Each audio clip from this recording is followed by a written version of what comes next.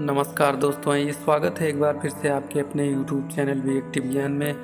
आइए आज भगवत कथा में जानेंगे पुंसवन व्रत का विधान। राजा परीक्षित ने कहा, हे सुखदेव जी, आप जो यह पुंसवन व्रत कहे हैं इसका विधान क्या है? श्री सुखदेव जी बोले, हे राजन, अगहन महीने में शुक्ल पक्ष की परिवा के दिन स्त्री इस व्रत का अनुष्ठान करे। प्रातः उठकर मरुतों के जन्म की कथा सुने, फिर शौचादि से निवृत्त होकर दंत धावन कर स्नान करे और स्वच्छ वस्त्र और आभूषणों को पहनकर लक्ष्मी सहित भगवान का पूजन करे और जब तक भगवान का पूजन न कर ले तब तक कुछ खाए पिए नहीं। पूजा करके ये कहे कि हे भगवान, आपको किसी वस्तु की आवश्यकता नहीं है, आपके सभी मनोरथ पूर्ण हैं।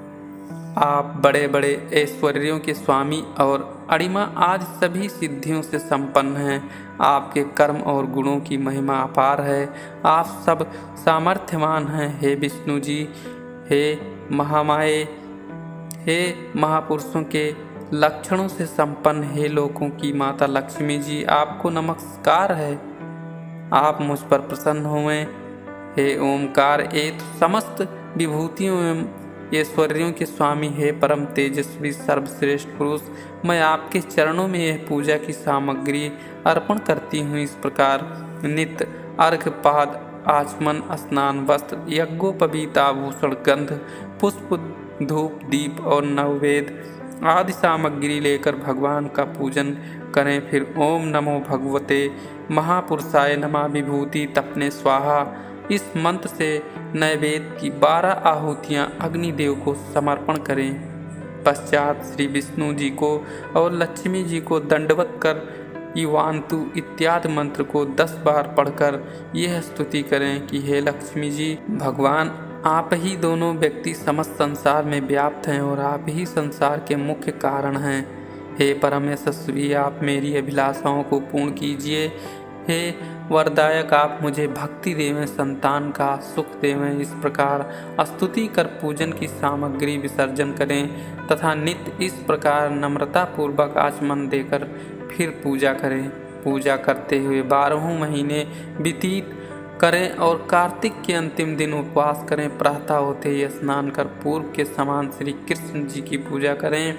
फिर पति द्वारा दूध में पकाए हुए चरु और घृत से अग्नि में 12 बार हवन करें। फिर ब्राह्मणों को प्रणाम करें, उनसे आशीर्वाद लें। पश्चात भोजन करने जावें। फिर बांधवों सहित आचार्य को आगे करके मौन होकर शेष चरु पत्नी को देवें।